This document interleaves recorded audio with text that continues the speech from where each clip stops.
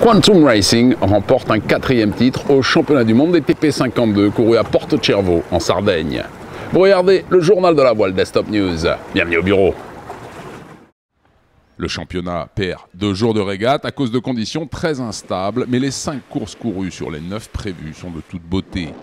Avec une régularité de métronome et marquant son territoire sur les courses côtières et les parcours aller-retour, Quantum ne sort jamais du trio de tête.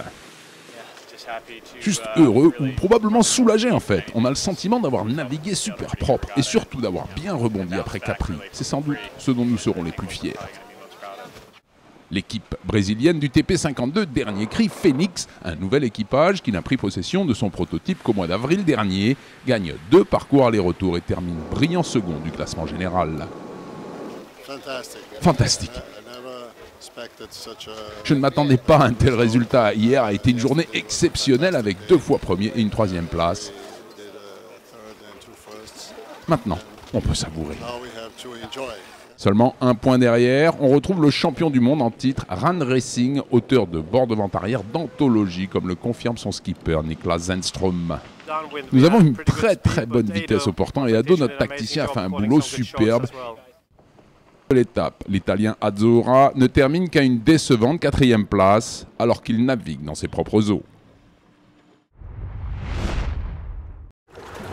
Le Virtual Regatta News est un journal d'actualité hebdomadaire des régates offshore et inshore organisées sur Internet. Bienvenue au bureau. On y retrouve des explications météo, des interviews de joueurs, mais également des tutos préparés par une équipe d'experts. Certains skippers, bien réels cette fois, font leur apparition dans le journal et s'adressent aux joueurs lors de vacations exclusives.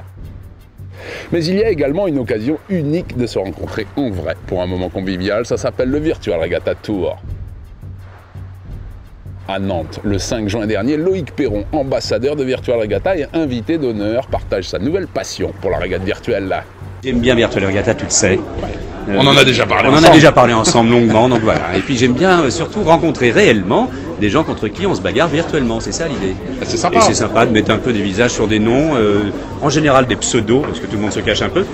Autour d'un verre sympa, on retrouve également Philippe, le skipper de Banzai, récent vainqueur de la Normandie Race virtuelle. C'était sympa parce que c'était très technique. Ouais.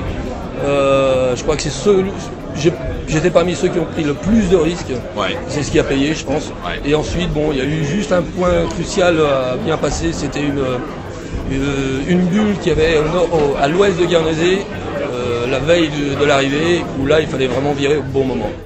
Le Virtual Regatta Tour est un rendez-vous mensuel. La prochaine rencontre aura lieu dans le sud cette fois, juste à côté d'ici, à Hyères.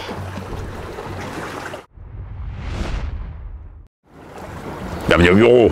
Le monde de la voile en 120 secondes chrono. C'est parti. D'Espagne, Hugo Boss gagne la New York-Barcelone, cette nouvelle épreuve organisée par l'IMOCA Ocean Master. Le duo hispano-américain coupe la ligne d'arrivée après 14 jours, 2 heures, 44 minutes et 30 secondes passées en mer. Hugo Boss prend la tête de la flotte à l'approche du détroit de Gibraltar, après que Safran soit contraint à l'abandon lorsque son skipper Marc Guillemot se blesse dans une chute. Pour Ryan, cette victoire est une autre étape dans la mise en place de sa campagne américaine pour le prochain Vendée Globe. D'Angleterre, la flotte de la solitaire du Figaro quitte Plymouth samedi soir pour la 2e étape. Elle emmène la flotte autour du rocher du Fastnet, avec une arrivée à Roscoff en France. Gildas Morvan prend les devants d'entrée de jeu, mais lundi matin, Jan Eliès récupère la première place. Les 2 skippers sont au coude à coude et la lutte est féroce en mer d'Irlande. De Thaïlande, créée en 2002, la Samui Regatta grandit tous les ans et attire les meilleurs régatiers d'Asie. Avec seulement 11 bateaux à l'origine, principalement constitués de catamarans de plage, l'événement a gagné en stature au fil des années et a la réputation d'offrir des conditions de régate exceptionnelles. La flotte est devenue l'une des plus compétitives d'Asie et l'événement est maintenant la finale du très prestigieux Grand Prix d'Asia Yachting. Des États-Unis, 8 équipes se retrouvent pour 3 jours de régate intense à l'occasion de l'Oak Cliff Spring International Match Race. Les conditions de navigation sur West Harbour Host Bay sont plutôt sournoises pour les équipages qui complètent le programme prévu sur leur match 40. La brise, très légère, tient suffisamment longtemps pour que Chris Poole remporte le dernier match et la victoire au classement général.